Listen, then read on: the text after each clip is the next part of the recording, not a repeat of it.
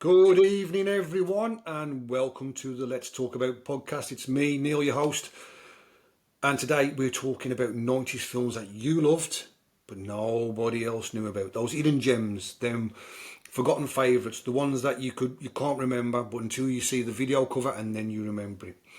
So today we're going to be going down that route. I did the 80s one, and we did well. I had a lot of good feedback come from that. And I thought, well, I could do the 90s one. Maybe the 90s one might be a bit more refresher in like people's minds because they might remember them all. Or if you've got Sky, they might be on there or something. Or, just maybe a bit more in the memory than they will be on the 80s. Plus, maybe none of them all old farts like me. End of the day, I'm 48. There's a lot of young little little whippernippers out there nowadays. With the Netflix and your Amazons and your Paramount and your whatever there is, there's that many out there nowadays. But before I start going into that, I just want to get the housekeeping out of the way, as I have to do every single week. If you want to contact me, talk to me, do anything, then contact me on letstalkaboutpods@gmail.com. Still only ever had one email, and that was from the Google Friends Forever, saying thank you for sending me stories. So still only ever had one email off that. If you want to contact me on Instagram, it's let's_talkaboutpods. If you want to just message me and just say, hello Neil, how am you? Listen to your show. Thanks, I like what you're doing. Hello Neil. Listen to your show. It's an absolute pile of shit. Makes no difference. It's interaction. That's what I want to do. At least someone's out there listening. So also you can leave your feedback at the bottom of the episode. You will see comments. Stop comment. Listen to the show. Took me back down the memory lane that did. Or you can put down, you forgot this film and that film. Because there's going to be loads that I forget. Today at dance, I took my daughter Lottie to dance, and I was having some films coming in then, so I'll read them out later. The little lastminute.coms that have come in, so I'll read them out. I'll just read them out off my phone. So if you want to get in touch with me, just let me know and speak to me. I'm easily contactable. You just message me, and I'll guarantee I will message you back. No matter what. If you want to keep it private, we'll have a private chat. If you want to say, Neil, your program, your podcast shit, and you can tell me my name, and I'll go, Barry Dave, whatever your name is. Cheers for the shout out. Simple as that. So I'm easy to get in contact with, so you can contact me email or on Instagram. No problem at all. So one good thing happened this week on my YouTube, because I put these videos now onto YouTube. I've got 3 on there now, I think. I've got Demon House, 30 East Drive, and I've got the 80s films. That's on there. So I'll post these. And I'm the only subscriber, so I don't mind saying that, if you do like it and you do watch the videos, just click subscribe. It takes seconds. I don't mind. I would like it. But I got another follower. I got the Such a Witch girls. Thank you very much appreciated. They started subscribing and they even watched my films. But I speak to the Such a Witch girls, Natalie and Lindsay, numerous times. And if you want a podcast out there and you master something new and fresh, listen to the Such a Witch podcast, because they are such a good podcast. Honestly, Natalie and Lindsay, they put so much work into their podcast. And every single day it's content on their Instagram. And it's funny content. They am smashing it. They really are. I've got to admit, at the minute, they're my favourite podcast at the minute. Those two girls, they really am doing a great job. The podcasts are funny, they're educational, they're interesting.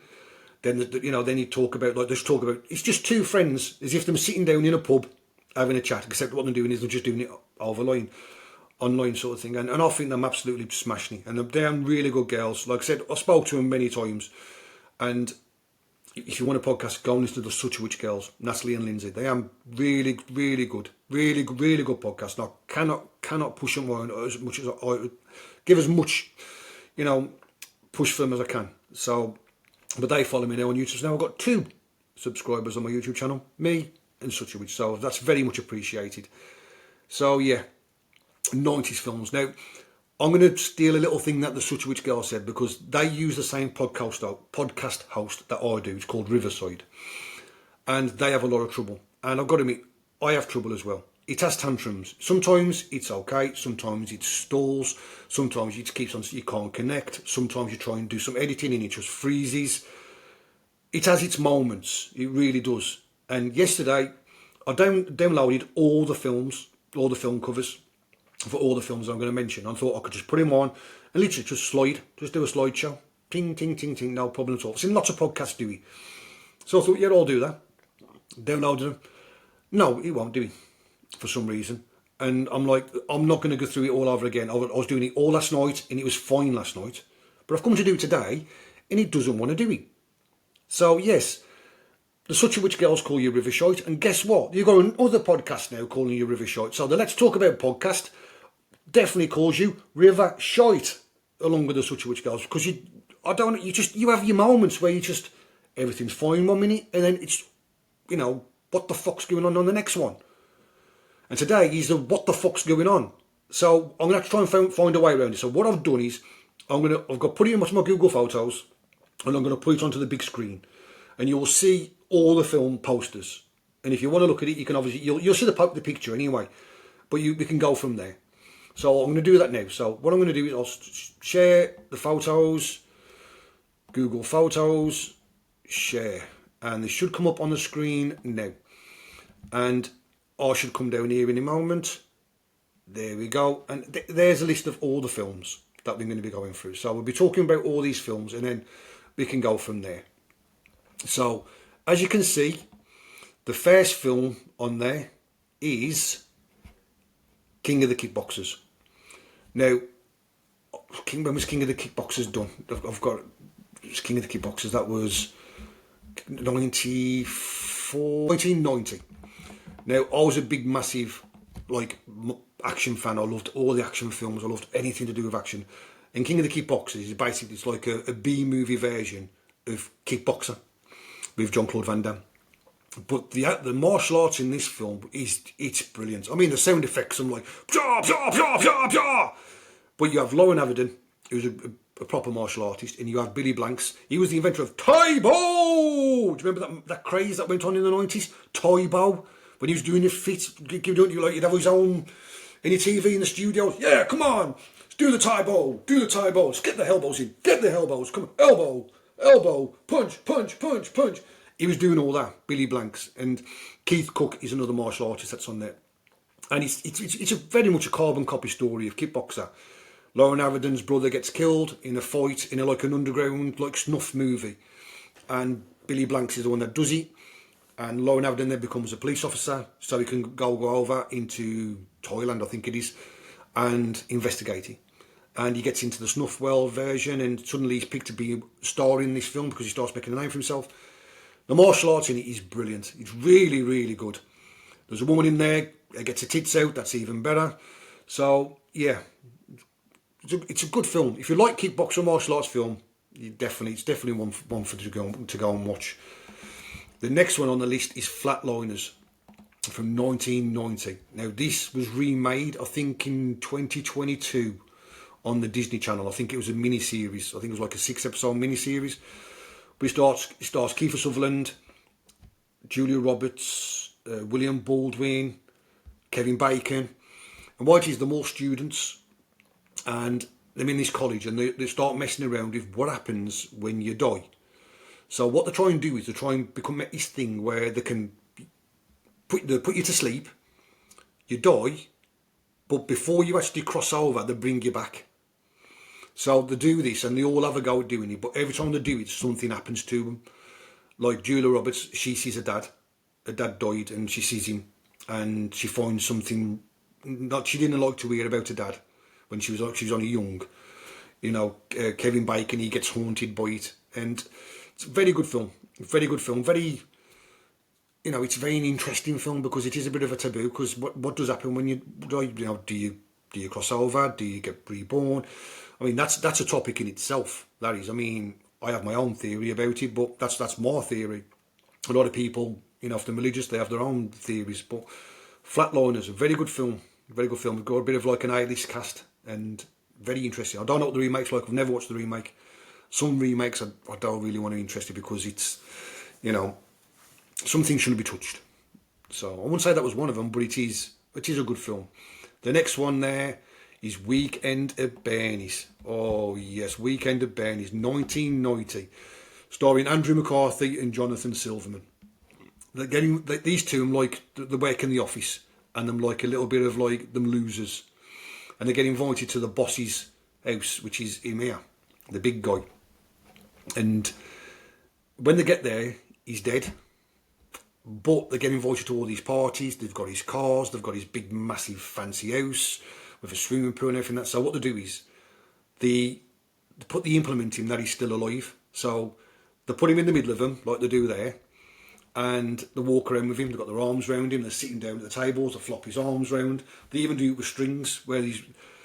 It's a funny film. I remember watching this when I was a kid, and I was in hysterics at this. The second one is an absolute pile of shit, but the original was really, really good. Very interesting film. It was very, very... I'd never seen a comedy like it before, but it was very, very good. And Silverman and Andrew McCarthy, they do act it out really, really well. But it's a good film. Typical 90s. You know, if you like, you know, your mannequins and your Some Kind of Wonderfuls and you know, Say Anythings and your Pretty in Pinks. It's like that sort of thing. Your Biggs, your Joe Vest the Volcano. If you like that kind of comedy and humour, it's into that one. Next one is Buffy the Vampire Slayer, 1992. Starring Christy Swanson, who was the OG Buffy, and Luke Perry. Also, Donald Sutherland is in it. He plays like a watcher. He looks after her. And obviously in the TV series, he was replaced by Anthony. He was Giles. He died literally this week. I forgot Anthony Head, I think his name was. But this is the original. And if I remember right, this had a really good soundtrack as well. It was like a rocky, like a rock, pop rock soundtrack. But it was a good film, to be honest. I thought this was really good. Luke Perry, he plays a bit of an idiot, really. To be honest, I thought he could, like, you know, he's like a bit of a wimp. But if you like Buffy the Vampire Slayer, the TV series, this is like a movie version of it. But it was made in 92. Was it 92? This was made. Buffy the Vampire Slayer, yeah, 92, yeah. Rutger Hauer plays the bad guy, and he plays the bad guy really good because he fits in perfect. Rutger Hauer does. He plays that sort of role well. So if you like the TV series and didn't realise there was an actual film, yep, before Sarah Michelle Gellar and Alison Hannigan was in it, you had the OG, which is... They actually asked Christy Swanson if she wanted to go back and reprise her role, and she refused it because she thought she was going to do big in Hollywood, and I don't think she did a film after Buffy the Vampire Slayer, to be honest. But interesting. Next one is Gladiator, but not the Gladiator that you know of. This is the Gladiator from 1992, and this is about a guy. There's Cuba Gooding Jr. is in this, you know, from Jerry Maguire. You know, show me the money, show me the money, show me the money. You know, he's doing all that. Show me the money, show me the money, show me the money. That's Cuba Gooding Jr. He plays like a guy. It's like I think he moves to Bronx. Like the Bronx is like a really rough part of like America. Well, how many nice parts of the thing? Or Chicago. He's a clean-cut kid who moves to a rough area of Chicago to pay off his father's massive gambling debts. Tommy gets sucked into the dangerous legal world of bare-knuckle boxing. So that's what he does. He has a fight. Someone gets, I think if I remember right, he's getting bullied or he's getting beat up because he's a boxer. Cuba Gooding Jr. is. And he runs over and helps him. And I'm like, you can fight. And he gets spotted. And it goes from there, and he ends up going into this like bare-knuckle boxing thing just to try and pay off his dad's debts. It's an interesting film. It's not Gladiator. It's not the what we do in life echoes in eternity. Not that Gladiator. It's a different one, but it's a good film actually. It's a very interesting film. He does this punch where he fights the bad guy, and the bad guy keeps on dropping his head, and he punches him on the top of the head there, which is like one of the hardest parts of your body. Yeah, it's a very, very good film. Interesting, good film. Like, it's just a film you can just put it on and watch, and you know it's never going to win any awards or be people's favourite, but it is a good film. Next one, Boxing Helena or Boxing Helena, whichever way you want to call it. I haven't got it on my list here of what way it was because that was like a late add-on that I remember putting on. But yeah, Boxing Helena, starring Julian Sands and Sherilyn Fenn. Now, Sherilyn Fenn, she was a stunning looking woman back in the day. She was hot off Twin Peaks. And she gets her tits out on this as well, so it's another good film for me from getting your tits out. She's a beautiful, beautiful woman, really good looking woman. What happened is, when there was, I think, when he moved into, before he met his wife, he had a one night stand with Elena. And then he becomes like a doctor, he's like a surgeon, famous surgeon. And he moves into the street and he realises Elena is his next door neighbour. and they have a party, and he's got like a bit of an obsession with her. So what happens is then Elena the following day gets run over. His wife goes into like work, and she's away for like a week or so, or whatever. And as they do in America when they go away for like weeks and stuff. And so he runs over, picks her up, takes her to his house, and he starts operating on her to save her life. But to do that, for some reason, he chops off her legs. I don't know if them crushed or whatever it is, but he ends up chopping off her legs. But it saves her. She's fucked off about it, obviously, for understandable. You know, you've cut off my legs, you fucking idiot, what are you doing? So, but he's really touchy-feely with her and stuff, and he's like, I can look after you, I can do this. She fights back, she don't like it, she tells him he's a piece of shit, he's an arsehole, he's got a little dick, all sorts of stuff like that. So, he chops off her arms, as you do. Yep, there's people out there who do this shit, and he chops off her arms, and so now she's literally just a stump. And he thinks he loves her, and that she thinks he's going to love him for this. Oh, it's crazy, and yeah, it's a bit fucked up. You're like going, what the fuck am I watching here? Another one with a good soundtrack on here. "Woman in Chains" by Tears of Fears, I think, is the main song. Good song that is, and yeah, but it's obviously there's a twist at the end, and it's one of them sort of films. But yeah, interesting film. But Shoni Feng gets her tits out, so it's thumbs up, 2 thumbs up for me for that. She's a stunning woman she was back in the day. She's probably about 90 now. Next one on the list, Joe Pesci and Danny Glover in a film called Gone Fishing. Now this film, my mate Ben Collinson, good friend I grew up with, Ben, good lad, he told me about this. And when I watched it, basically, they play the same role that they did in Lethal Weapon. They've got different names. I think they're called, I don't know, Bob and Larry. I ain't got to bump the names on. But literally, it's Leo Getz by Joe Pesci and Sergeant Murtaugh by Danny Glover. They play the same, it's the same role, but they go out on a boat and they see something happening that they shouldn't see. What's the hypnosis on this? Let me see if I can find the hypnosis. I did have it written down on here. See if I can find it. Where is it? Is it on here? I've got the box in the line. I forgot about that one. Gone Fishing. 2 ordinary working class guys win a radio contest for a dream fishing ship to the Florida Everglades. Naturally, from the moment they leave Newark, they accidentally destroy cars, get swindled by a con artist, ruin a boat, and get hunted by a serial killer. So yeah, it's just they're going to a boat, and all hell breaks out. It's one thing after another, because they haven't. I don't think, if I remember right, I don't think they even know how to drive a boat. So yeah, it's a comedy. It's funny. It's easy. It's easy to watch TV. But if you like Lethal Weapon, you'll like that, because they play the same role. They do. The next 2 films, Cube and Dark City. Lucy's uncle told me about these. I've never seen them. I haven't seen these 2 films.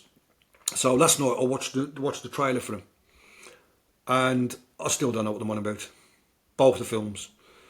The Cube, basically, the Cube was released in 94. Let me double check that. Cube was 97. Cube was 1997, and from what I can gather, it's kind of like Saw before Saw came. So have you seen these escape rooms where people go into these escape rooms and they go try and get out of the escape rooms? It's like a big thing at the minute, isn't it? We went to Shrewsbury Prison, me and the lucky Mrs. J, and they had an escape room going on there. If you've never been to Shrewsbury Prison is brilliant. Really, really good. Really good. You know, you're there for a couple of hours, and yeah, I recommend anyone to go there. Really do.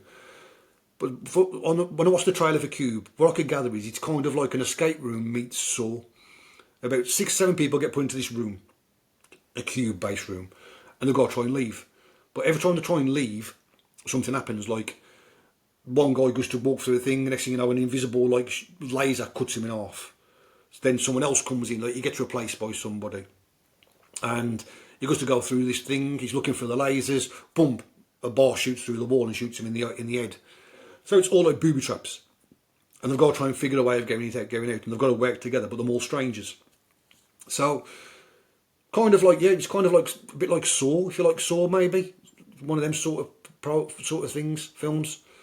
It's not my personal liking, but someone might like it if it's like that sort of stuff. The next one, Dark City. I watched the trailer for that, and the only good thing about I could see about that trailer was, excuse me, it had Jennifer Connelly in. Again, another stunning girl from the 90s. The girl who she was in Labyrinth. God, she was stunning girl she was. And that was the only good thing I could see about it. The film isn't completely in darkness. It's very dystopian, very like post-apocalyptic.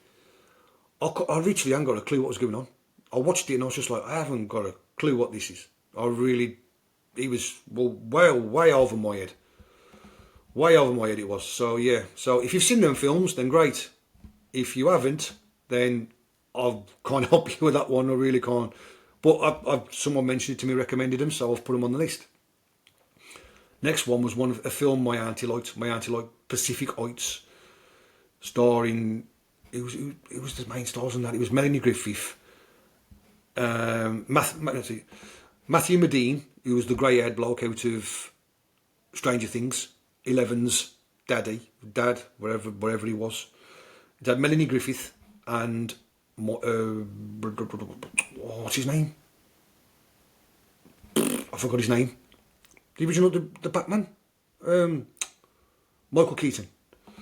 Why did I forget that? I'm looking at it and I still couldn't see. Yeah, he plays, what he does really, he just plays like a complete nutter who moves in next door to someone.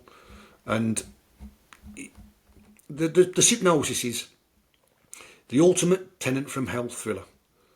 A young couple, Melanie Griffith and Matthew Modine, buy a gorgeous San Francisco Victorian home and rent out the bottom apartment to a charming man named Carter Hayes, played by Keaton.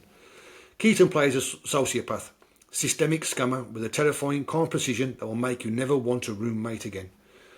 So basically it's a roommate from hell story. So, but my auntie liked that film, and that was the reason why I put it on.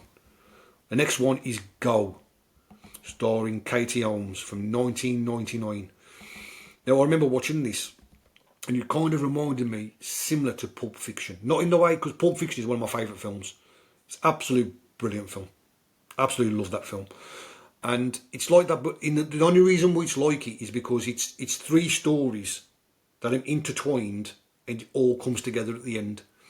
So you've got like Katie Holmes, she plays like a girl who is with a friend who suddenly starts selling drugs because the main drug dealer isn't around. Then you've got these two guys who buy the drugs, they end up running somebody over and they try and get rid of a body. Then you've got something else going on with a house party and it all comes together at the end. It was interesting. It was directed by Matthew Vaughn, who did Swingers. And yeah, I enjoyed it. I remember when I watched that and I thought that was a good film, that was. Because I remember actually I ended up going out and buying it on Blu-ray. The next one, Can't Hardly Wait, starring Jennifer Love Hewitt, from 1998.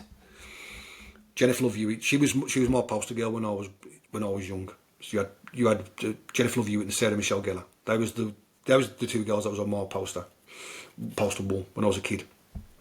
And this is about, basically, if you like American Pie, it's very, very similar to that. They have a party and Jennifer Love Hewitt fell out with a chap, and her best friend is obviously a boy, and the boy has always fancied Jennifer Love Hewitt, but he's kind of like a bit of a geek. So they go to this party and you have like the jocks, some go in there, the jocks think he can get winner back because he's like the quarterback, and the good looking bloke. And then you've got like the misfits that are in there, sort of thing. And like the party happens, and yeah, he opens up, he calls her in, says all his dying love for her, sort of thing. And if you like the American Pie, that's in Euro Trip and that stuff, you'll like that film. You'll like that. Next one, Harley Davidson and the Marlboro Man, starring Mickey Rourke and Don Johnson from Miami Vice. I'm struggling to see him, and I'm trying to remember what it is. I've never seen this film, but my mate loved it. I remember it. So, Mickey Rourke and Don Johnson are two modern-day outlaws who rob a bank, transport to save their friend's bar, only to discover they accidentally stole an experimental synthetic street drug. I watched the trailer for it, and the trailer didn't make any sense, because when I watched the trailer I thought there was undercover police officers, and they ain't. They're just them bank robbers who rob like a truck, and then it all kicks off. It was a strange trailer, to be honest. It really was. Really weird. But my mate Pee Wee liked that. He always watched that film, Pee Wee did, and his brother. Next one, Barbed Wire, starring Pamela Anderson from 1996. Oh my God. She was riding on the Baywatch fame and the fact that, you know, she was married to Tommy Lee, and I think the sex video had been out and it showed her, like, you know, doing stuff, and she plays like this action hero, and she's got her hair out, she wears like a black, like, tight bodysuit that's like shows half of her tits with like half her nipples out, sort of thing, and full on makeup, like, you know, and she does martial arts really, really bad. The action scenes are over the top. She can't act for shit. And she says that famous line. Someone comes up to her and says something. What do you want to drink, babe? She turns around, punches her at her and goes, "Don't call me babe." Oh God, it's a terrible film. Absolute awful. I think I got it from a video shop, or someone borrowed it me on VHS. And I think I watched about 5 minutes of it, and I was like, this is just absolute awful. But Pamela Anderson, she's one of the icons of the 90s. It's got to go on the list. Next one, Dark Angel, starring Dolph Lundgren from 1990. It was originally called, it was released twice, it was originally called I Come in Peace. Because the guy's like an alien, and he comes, and I think that's the only words he says in the entire film, if I remember right, is I come in peace. But he's like, I come in peace. And he's got like a drug. It's like a street drug. It's like a cocaine supplement. It's like replacement. And he shoots people with like a CD out of his arm. And the CD goes round, cuts everyone's throats. And then if they do him over, yeah, and he's got like a big stick, like Mortal Kombat, Scorpion. Like, get over here! And he throws that like spike out and pulls him over. He's got one of them in his well. But it's a proper late 80s. I mean, like, it was released 1990. Some people say it was released in 89. Obviously, because it had like a double release. But yeah, it's just proper like late 80s action film. Lots of explosions, lots of bad acting. There's a guy on there, his partner, because he's a police officer, he's in a program called Dream On. And yeah, if you like 80s action films, you'll like it, because there isn't a story. The acting's never going to win any Oscars. Special effects are over the top. Yeah, it's typical late 80s, early 90s action film. So yeah. Next one. Best of the Best. When was that? 1990. Now, some people, I had this label down here, I just looked at it, and he's Rocky Meets the Karate Kid. And he stars, the main star on this is Julia Roberts' brother, Eric Roberts. He did lots and lots of films. He was in The Dark Knight. I think he played Falcone in The Dark Knight. And they represent the USA on a karate tournament. And the Chinese guy, I think his name's Philip Ray. Is it Philip Ray's name? I think I've got it down here somewhere. Best of the Best. Rocky meets the Karate Kid with a heavy dose of elite international sports drama.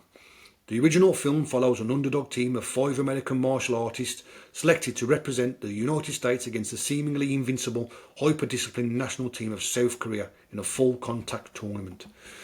Yeah, but the guy, in one of the tournaments, there's a guy there, and he's got like a patch over his eye. And he killed his brother.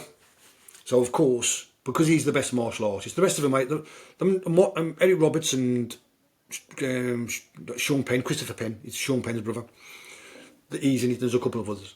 They're not martial artists at all. So when it comes to the actual proper martial artist fight, at the end, he fights the bloke who killed his brother. And James L. Jones is their like mentor, and he's in it. And he gets of course, they had the fight, and they could do the martial arts. And comes at the end, he's got him standing there. He does this thing with his foot where he turns his foot like into a certain way so he can generate all the power. And like he'd done it a few times in a punch bag and something else. And in James L. Jones, no, don't do it, no.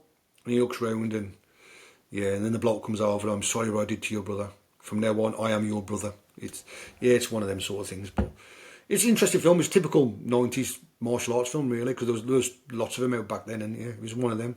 It's a watchable film. I think they made 3 of them in the end. I think Eric Roberts was in all of them, if I remember right, because he was like the main star. But yeah, the martial arts isn't the best.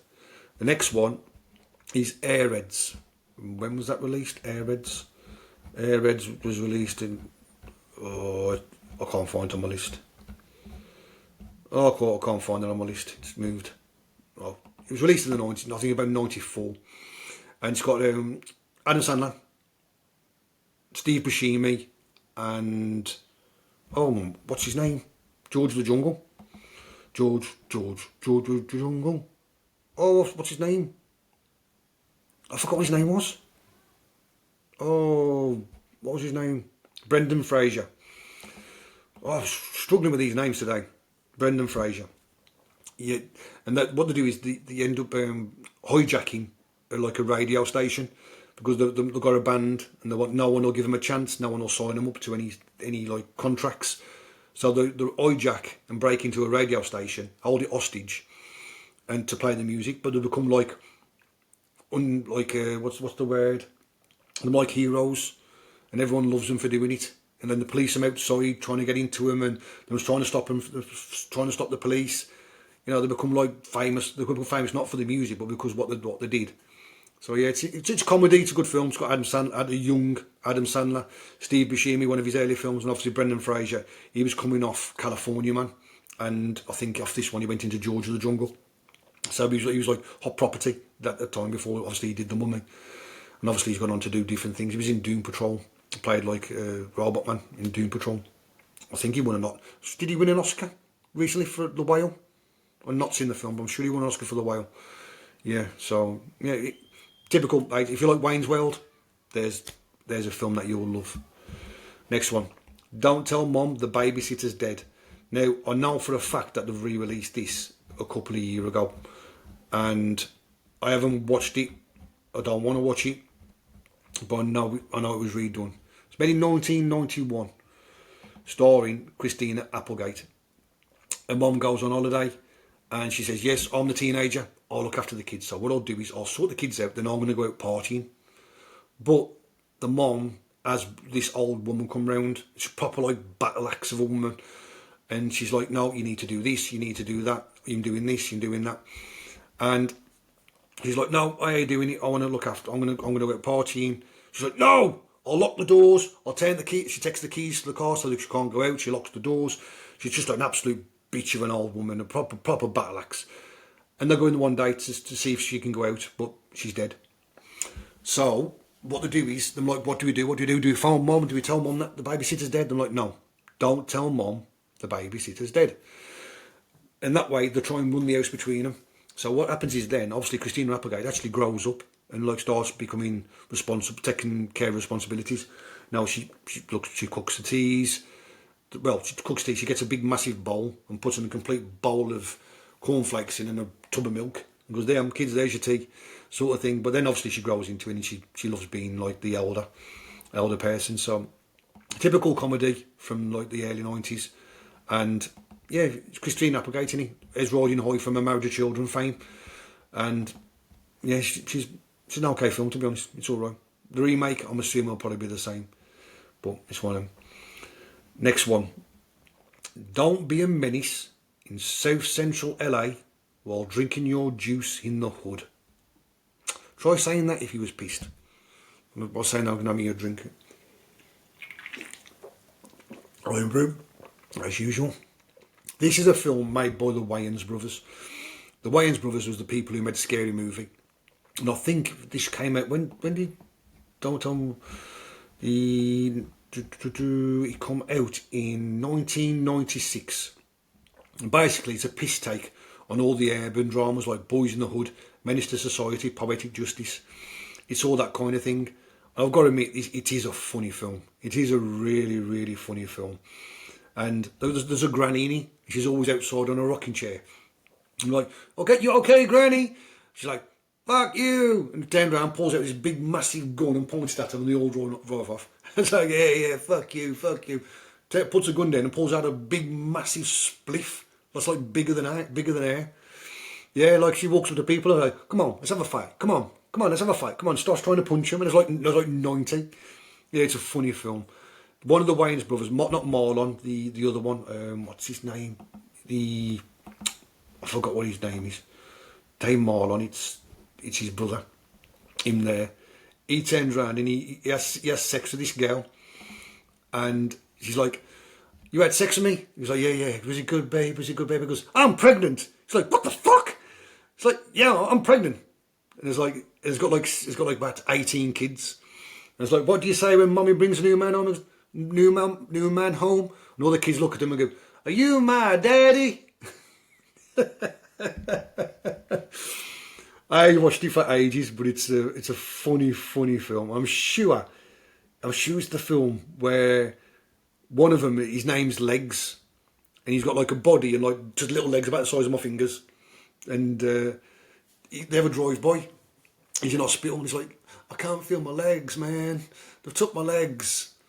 Yeah, it's funny film. It's proper, like, if you like, it's like a parody film of all like the, them sort of films from like back in the 90s. Very, very good film. Very funny film. I might watch that one of the days, actually. Next one on the list, Doc Hollywood, starring Michael J. Fox. What happens to Michael J. Fox? He wins a big, massive contract, and he's going to go over to Beverly Hills and become like a big, massive, famous surgeon. Buys an apartment over there, buys a surgery over there, and on his way, his car crashes. He ends up in this like little tiny village of about like 50 people.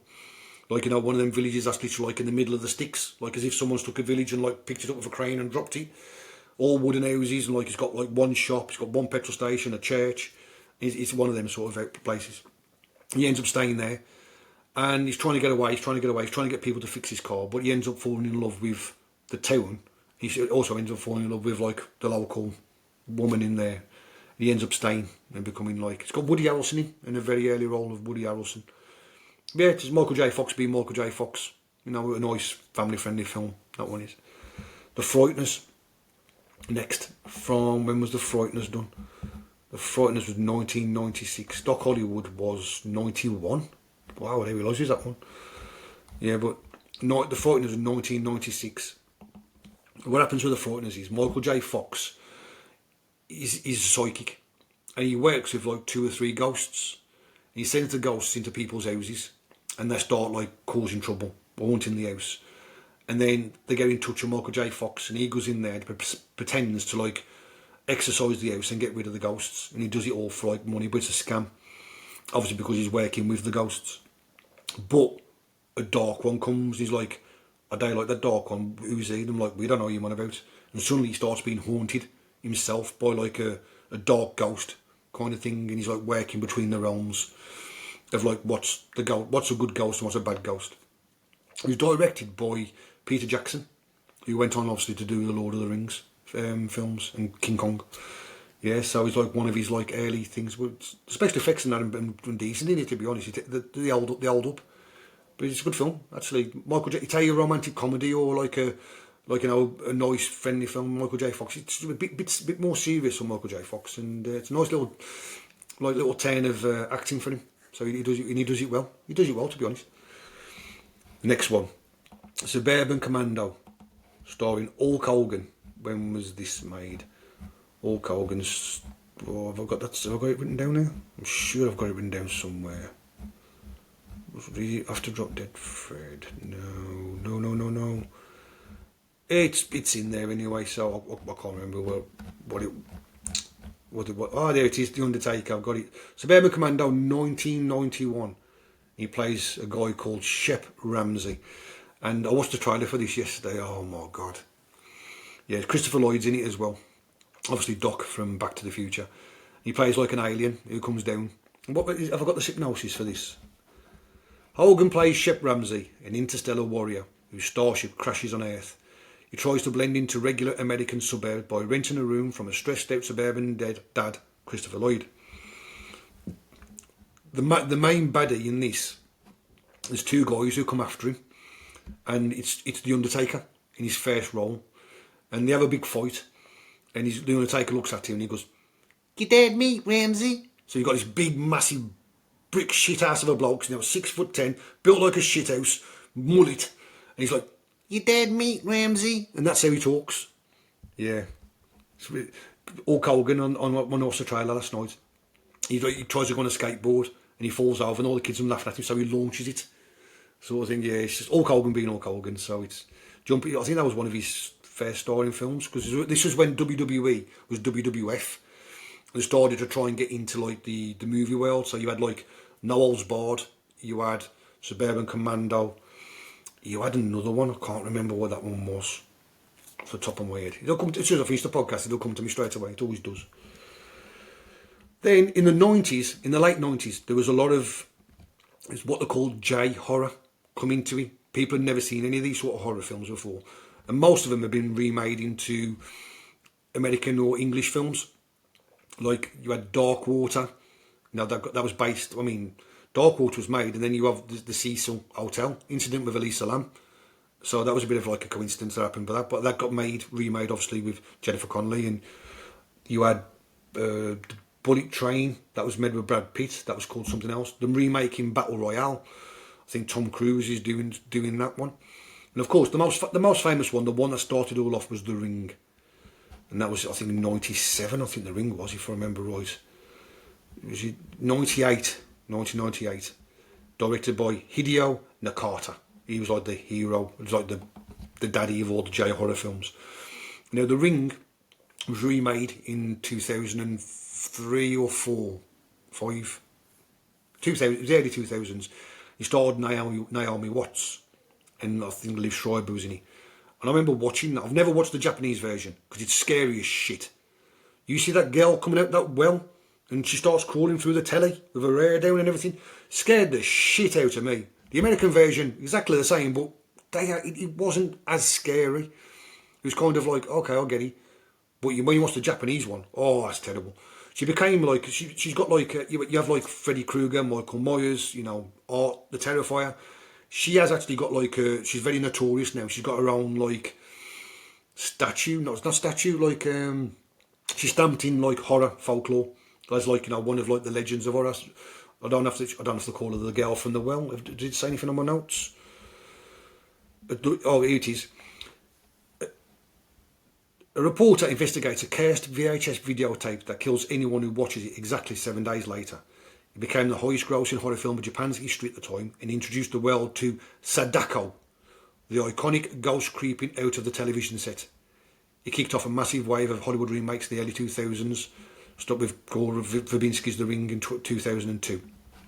So, yeah, it starts off, you watch a videotape, and it comes on, you see things happen, and everyone started dying 7 days after. But before the end of the videotape, you see this girl coming out of the well. And she's got her hair all down her face, she's got a white gown on, she comes out the well. Yes, the Japanese version is scary as shit. Really was. Yeah, it's creepy more than scary. It's not a jump scare, it's not like Insidious or anything like that, or The Conjuring. It's kind of like a mental kind of thing. Yeah, it's creepy as shit. The next one is called The Cure. I've not seen any of these. People have told me about these ones. Cure. A detective investigates a series of gruesome murders committed by completely different normal people who all carve an X into their victims' necks but have no memory of what they did. So it was made in 1997. I've not seen it, so I can't really say anything else more about that apart from the fact that I watched the trailer, and the trailer was absolute batshit crazy. Absolute mental. 100 miles an hour. People screaming and seeing X's cut on people's necks. I really can't say any more about that. The next one on the list is Audition. Now, Audition was made in 1999 by Takeshi Miike. Takeshi Miike is a J horror. His films are like super gory and really, really graphic. Very, very graphic. Now, Audition, a lot of people have Audition down as one of their scariest horror films. A lot of people are saying, like, when you have like a horror film list, like top 10, Audition is always in it. Maybe it's because the girl on the cover has got a big massive needle, and that scares the shit out of me because I don't like needles. I'm not a fan of needles. So when I have a needle, I always look away. Even when I used to give blood, I just look away. Having a tattoo is fine. Don't mind having a tattoo. I can watch that. But watching one needle going into your arm or your leg or whatever, no, I can't do it. Creeps me out, that does. But audition. Just a lonely widower stages a fake film audition to find a new wife, falling for a seemingly shy, graceful woman with a deeply dark secret. The final 20 minutes of this movie completely shocked international film festivals and established the J-horror extreme style that counterbalanced the ghostly hauntings of The Ring. So yeah, that's what happens on that one. It's not like I said, they're not for me. The next one is Due On, and I'm sure this was remade, and I'm sure it had Sarah Michelle Gellar in. Before the massive theatrical release of Due On the Grudge, Shimizu directed 2 budget direct-to-video movies shot on 16mm film. They tracked the non-linear vignities of various people stepping into a house where a husband murdered his wife and son in a fit of rage. Yeah, so, again, make of that what you like. I haven't got a clue. Next one, Lord of Illusions. I've put this one on because it stars Sam from Quantum Leap, and I remember watching this with my auntie, and when it went off, we looked at each other, turned it off to say, what the fuck was all that about? Yeah, it's directed by Clive Barker, the famous horror writer. This neo-noir follows a private eye, Scott Bakula, who stumbles into a terrifying world of real magic, illusions, and a murderous puritanical cult. So make of that what you like, because I haven't got a clue what that fucking means. I watched the film and I haven't got a clue. I watched the trailer yesterday and I still haven't got a clue what was going on. Proper, what the fuck is all that about? Mimic, starring Mia Savino from 1997. It was Guillermo del Toro, famous director's breakthrough film. Basically, it reminded me of Species because it came out roughly around the same time. And it's about some giant cockroaches that live underneath the sewers. And they start being really crazy. They start morphing into like humans. They start becoming like hybrids of humans. I think it's because they're in the sewers. I don't know if it's because of the water or the shit. I ain't got a clue. But they start turning into humans. They start becoming like cockroach hybrid humans things. Amelia Savino goes down with a couple of people to try and get rid of them. Yeah, it's, if you like that sort of like a creature feature, you'll like it. It's one of them. Next one, Nightbreed. Nightbreed was that another Clive Barker one? I remember watching this. It's kind of like similar to like a weird kind of X-Men, and I think it's Clive Barker. Yeah, they're more like freaks, and the guy is a baddie from Some Kind of Wonderful, and he ends up going down into this. I watched the trailer for it last night. And he goes into this like thing, and like, they're more freaks, no one likes them, but they're like good guys, but they all look weird and fucked up. And they're going against like, because they ain't coming out, everyone thinks them evil and horrible, but they ain't.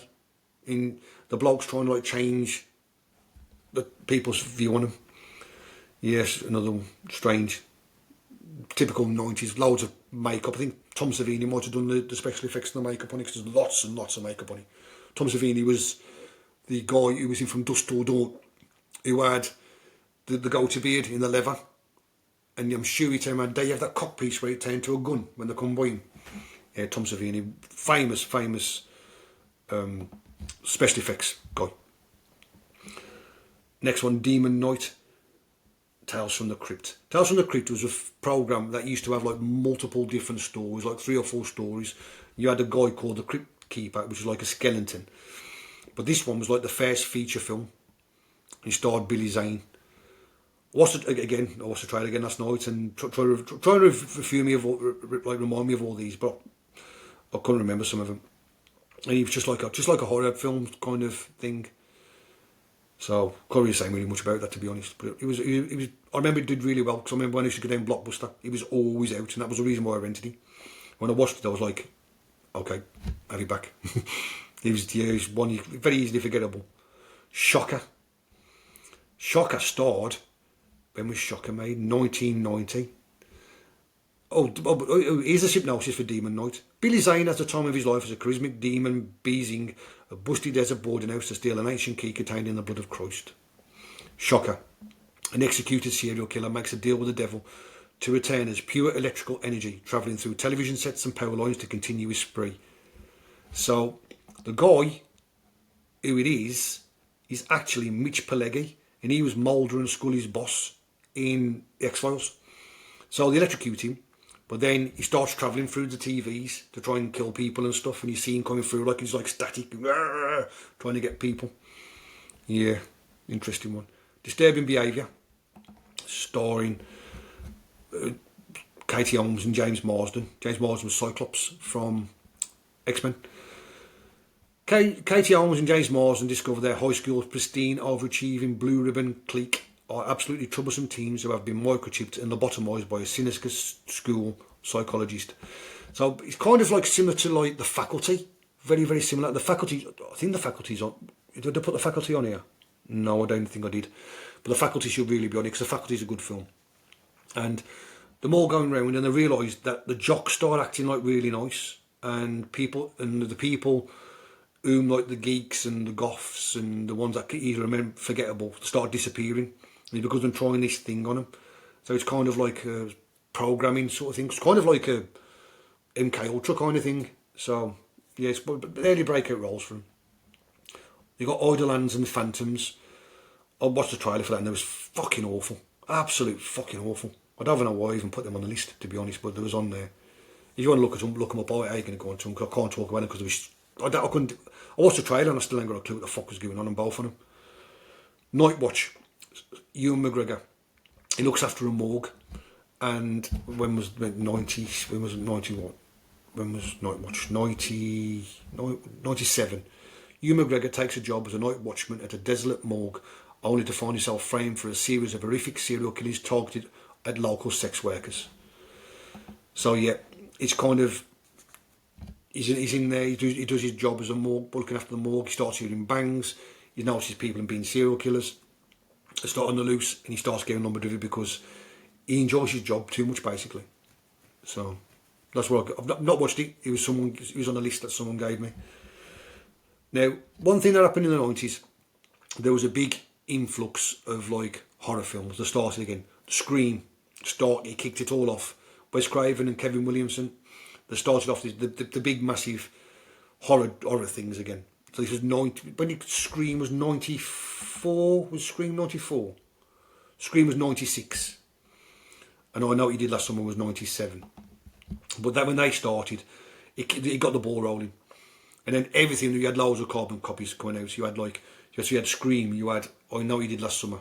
I got to admit, what is it? Is there 7 Screams now? It's been rebooted numerous times. I don't know. Then you got like I Know What You Did Last Summer. And then you had I Still Know What You Did Last Summer. And they've brought a new one out. I think they did a TV series, like 4 or 5 episodes. And then they did like a new version that came out last year, which I've not seen yet. But you had a lot of underground ones that come out. One was Urban Legend. And Urban Legend starred Joshua Jackson and Jared Leto. And what they did was it was a spoof on all the urban legends. Like if I had loads of Mentos and drank a bottle of Coke, would I explode? Because like obviously if you have Coke and you put Mentos in, it shoots out like foam. So it's like, and they go through all the urban legends sort of thing, like putting steel in the microwave, does he blow up and that sort of thing. But really it's a serial killer. Every time they're trying to do something, one of them dies and they find out there's a serial killer in like the group kind of thing. Cherry Falls, starring Brittany Murphy, and Urban Legend. A serial killer haunts university students using famous urban legends, the hook, pop rocks, soda, the killer in the backseat as blueprints for their executions. Yeah, like the one girl gets into a car. There's like, yeah, I'll get in a car, there ain't nobody there, and suddenly he pops up and kills her. Cherry Falls, starred Brittany Murphy, a clever subversion of slasher rules where the killer targets only virgins in a small town, forcing the local teenagers to organise a massive group event to lose their virginity for self-defence. So, he's a serial killer, and he's basically, you either have a big massive orgy and have a big massive fuckfest, or I'm going to kill you. This is a good film, this was, but one thing, I watched this at the cinema, and I watched Urban Legend at the cinema as well, And I remember, because that was the days when you could go to the cinema, and he was like, was he? You went in on a Tuesday and it was half price, it was like £3. Or you went in on a Saturday, on a Sunday, and he was like, special events, prices. And like, but you could watch like 2 films for like a £5, sort of thing. And I remember watching one of these, and Cherry Falls, and I remember Brittany Murphy, she plays like this like innocent virgin, and I don't want to lose my virginity, I don't want to have sex, I don't want to, I don't want to suck dick or whatever. And I don't know what she'd said. And suddenly it starts kissing this guy and everything. And suddenly she's like grabbing her toes down this bloke's throat, saying, suck my toes, fucking suck them. And you're like, whoa, hang on a sec here. She's gone from being like a, I don't want to do anything, to being like a fucking nympho. Yeah, for some reason, I don't know why that stays in my head, but yeah, maybe it's because it's feet and sex is just wrong. It just don't go together. Feet and sex is like white underwear. It shouldn't be in the same word. Terrible. But yeah, I always remember that thing for that film for some reason. Next one on the list, Kingpin. Oh, my mate Pewee loved this. Oh, my mate absolutely loved this film. 1996, made by the Farrelly brothers. The Farrelly brothers did There's Something About Mary and the one with Jim Carrey, Me, Myself and Irene. But they did this as well. And it stars Woody Harrelson. Bill Murray plays like the rival. And who's the other guy? Randy Quaid. Randy Quaid's like an Amish bloke, but he's brilliant at bowling. And Woody Harrelson's only got one arm, one hand. He's got a hook, and he keeps falling off. And he ends up teaching this Amish guy how to like bowl.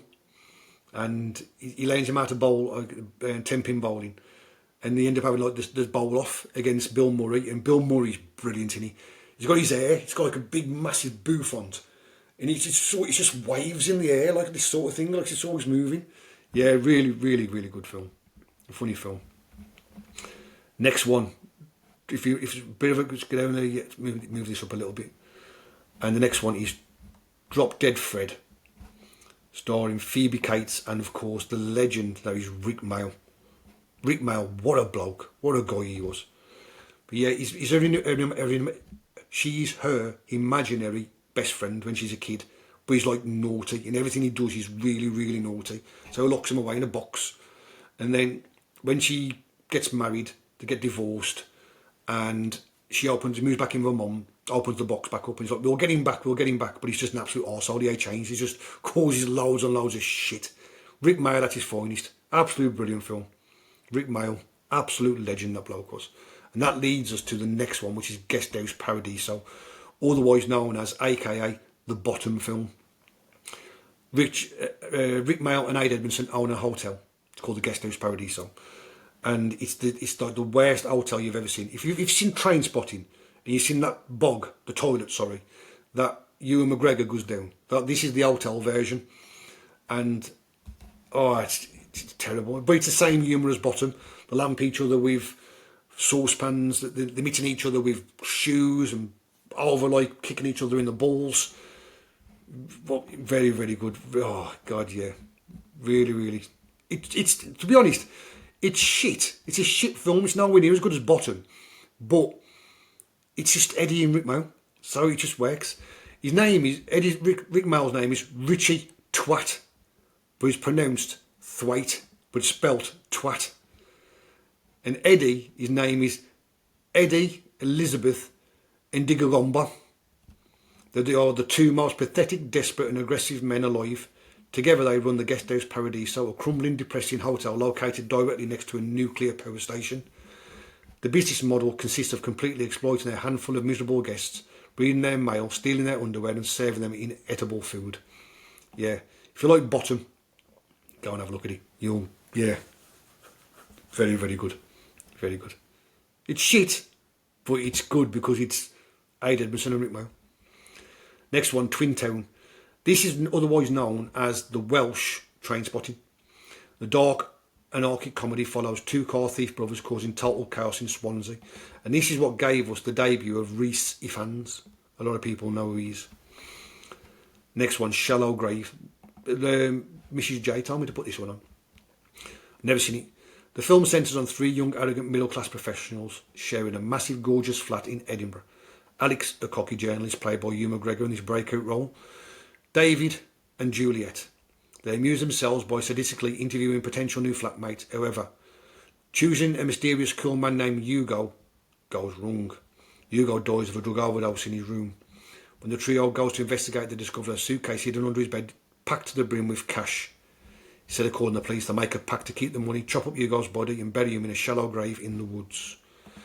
I know a few people who watched this and they said it was really good. I've never watched it, but they said it's very, very good. It's very dark.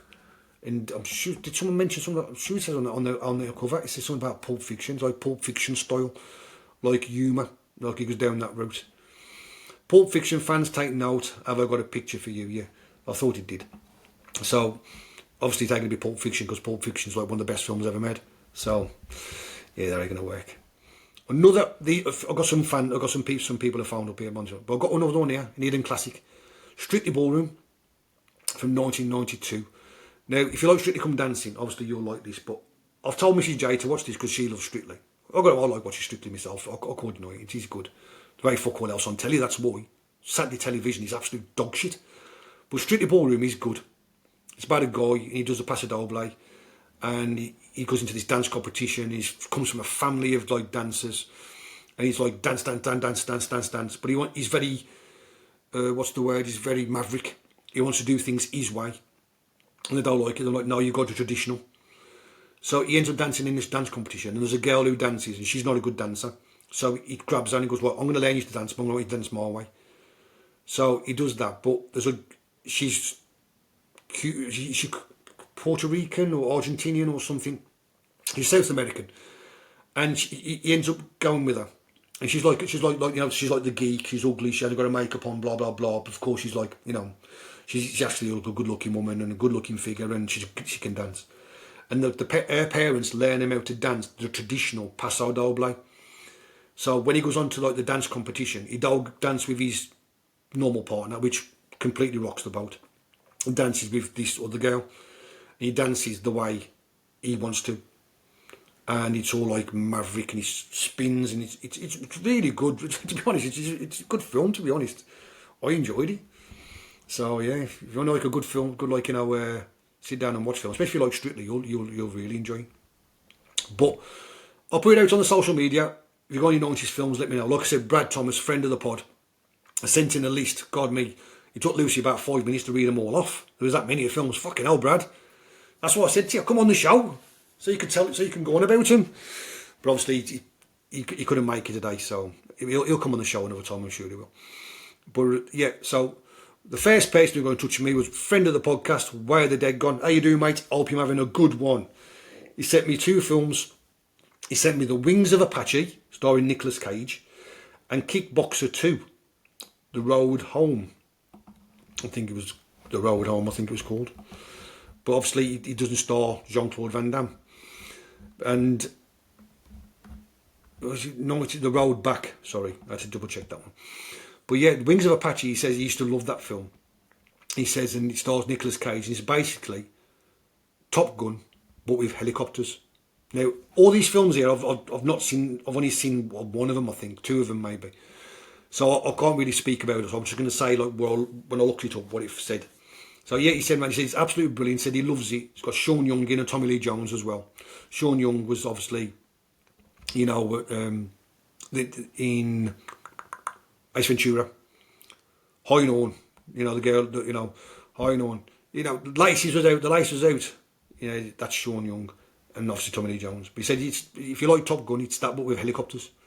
And obviously Kickboxer 2 was a remake from Kickboxer 1. Tom Poe's in it. And he ends up fighting. But I didn't realise there's 5 Kickboxers. And that isn't including, because they rebooted it with Michael Quissy. And there's 3 of them. Yeah, and Van Damme actually returns in Kickboxer, the remake of Michael Quissy. And he plays the trainer. Yeah, so Kickboxer 2, Sasha Mitchell stars in it. He was like a big star in the 80s. I think he was in like Dynasty or something. And then Amy Golden phoned in and she said the post... Was it Amy Golden? Amy Golden from Instagram. Hello Amy, thank you very much for your feedback. She said The Postman. She absolutely loved that film. It's a post-apocalyptic film starring Kevin Costner. I don't know much about it, I've never seen it. I asked my friends at work, Joel, he come up and said, Rockadoodle and Willow. well, Rockadoodle, what the fuck's Rockadoodle? Because he started laughing. He said it's a comedy, it's a cartoon film based on a rooster who thinks he's Elvis and sings every morning because if he don't sing, he thinks the sun ain't gonna come. Yeah, he said he used to love it when he was a kid. And the other one was Willow, but Willow was from 1988. But it was a good film. Willow was. My auntie absolutely loved Willow. She used to like Val Kilmer, and obviously give us Warwick Davis. The first time we saw Warwick Davis, and also interesting fact, Val Kilmer met his wife Joanne Whaley Kilmer on the film of this set, and it's like a sorcery film. It's kind of like what's the synopsis for it? Let me read the synopsis if I can find it. It's a fancy film starring Val Kilmer and Warwick Davis when they have to buddy up to protect a baby with a birthmark who the evil queen wants dead. So yeah, it was remade on Disney Plus in 2022 as an 8-part miniseries. So if you want to watch that, go and watch that. If you like that sorcery sort of stuff, like like Lord of the Rings, that sort of thing, it's one of them. So yeah, the next one, friend of the pod, good friend of mine, Pamela Di Bernardo. Right, Pam, how are you doing? I hope you're well. Of course, she always sends in good feedback. Always sending good feedback, Pam does. And she sent in 3 films today. Tank Girl, Dazed and Confused, Muriel's Wedding. Never seen 3 or any of them. But Tank Girl, I remember Tank Girl because I used to like rock music and that. So there was a shop down by where I live called ST Records, and he used to have just rock music. And I remember the soundtrack, it's all, I think it's punk rock on this. And it was always on the front, on a big vinyl, a picture of it. Starred Laurie Petty. She was the girl, Keanu Reeves' love interest in Point Break. Yeah, have I got the synopsis for this?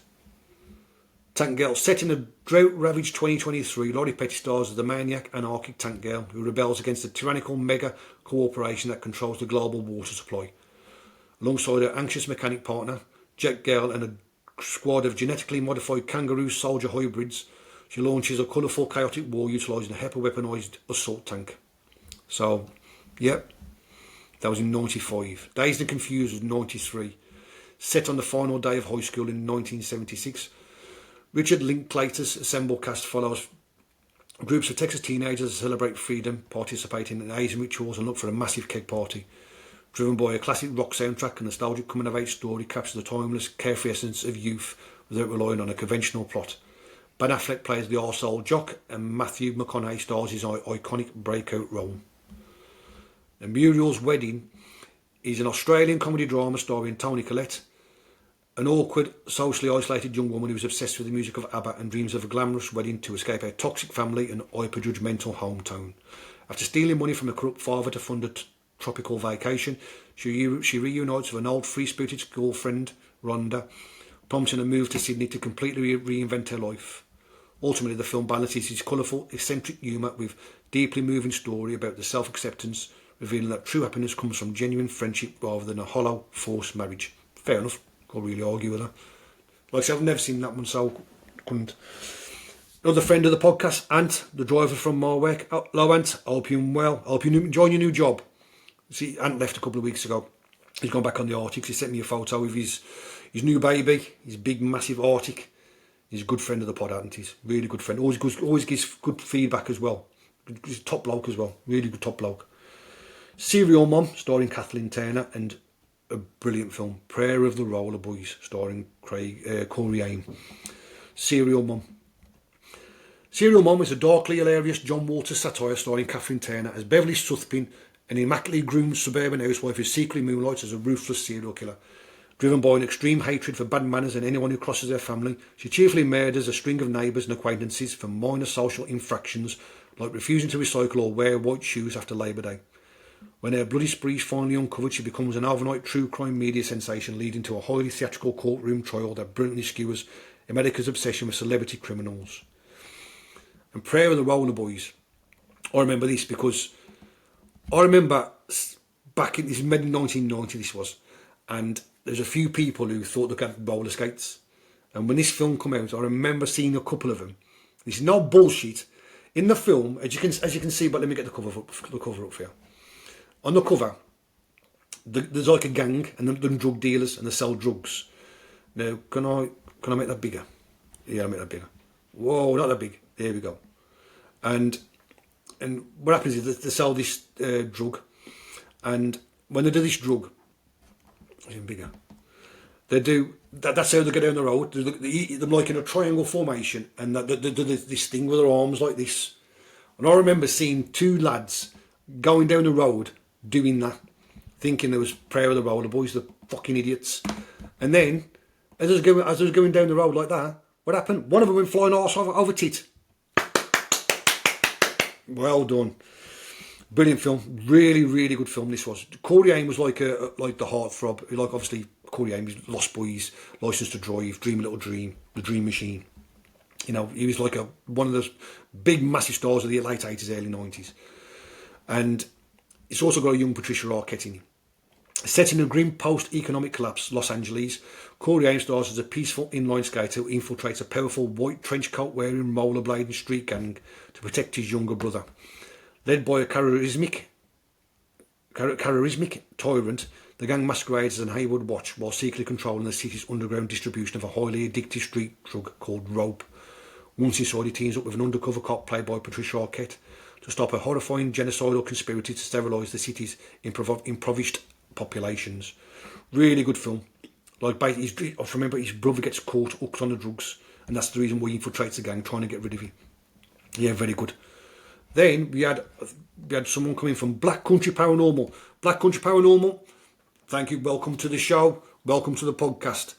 Hopefully, I'd love to have you on the show, to be honest, so we could speak some paranormal stuff, because it's a local paranormal ghost hunting group from around my neck of the woods.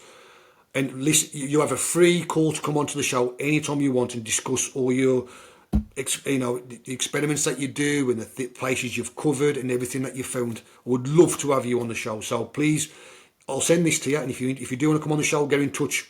Glad to have you on the show anytime.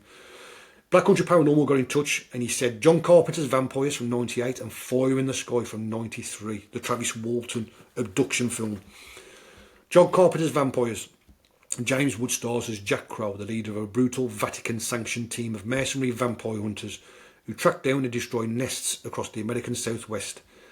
When his entire crew is slaughtered in a vicious ambush by Valak, a powerful master vampire who has walked the earth for centuries, Crow must team up with a rookie priest and bitten prostitute to hunt him down together. They race to stop Valak from obtaining an ancient crucifix that will grant him the ultimate dark power to walk safely in the blinding daylight. A bit like Blade, really, sort of thing. And the next one was Fire in the Sky from 93, the Travis Walton abduction. Now, if anyone don't know who Travis Walton is, Travis Walton got abducted in the 70s. And he was a logger. And he come down and he got abducted and he went missing for 5 days. I'm going to be doing an actual episode on Travis Walton. It's found him 5 days later, and he said he was abducted by aliens. And his friends and his brothers actually watched this happen. They said he went into the woods, he saw the light, went in the light literally grabbed him, picked him up, and he disappeared. And even today, he still does lie detector tests, and his story has never ever changed one bit.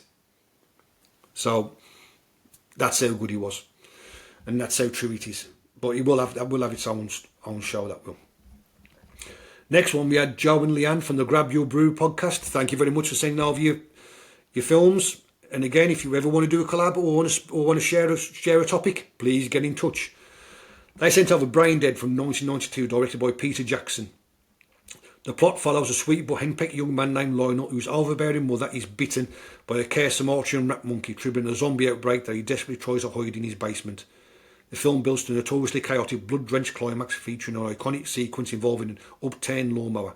Think of that one yourself. If it involves an upturned lawnmower, and this was a Brain Dead, and he did one before that called Bad Taste. It was very, very gory, very massively gore-based. The Craft, released in 1996, stars Fazula Balk, Robert Tooney and Neve Campbell and Rachel True. About high school horror movie turning into a high school classic about sisterhood and intoxicating temptation of power, they turn into witches. Practical Magic from 1998, starring Sandra Bullock and, oh my God, who's the other one? Nicole Kidman. They've said they're going to be making a second one. The People Under the Stairs, Lucy mentioned this one as well, directed by Wes Craven in 1991. A young boy nicknamed Fool, who breaks into a fortified home of his family's greedy, eccentric landlord to steal their hidden gold. Once inside, he becomes trapped in the literal house of horrors and discovers that the twisted couple hold a captive group of mutilated children under lock and key beneath the floorboards. To survive and escape, Phil must team up the couple's abused daughter and outsmart his heavily armed psychotic captors in a deadly game of cat and mouse. A lot of people have mentioned that film before, because a lot of people have said that it's like dark, old horror sort of thing, and yeah, scary sort of stuff. But yeah, I know a lot of people who mentioned that one. I ain't gonna have enough time to finish this.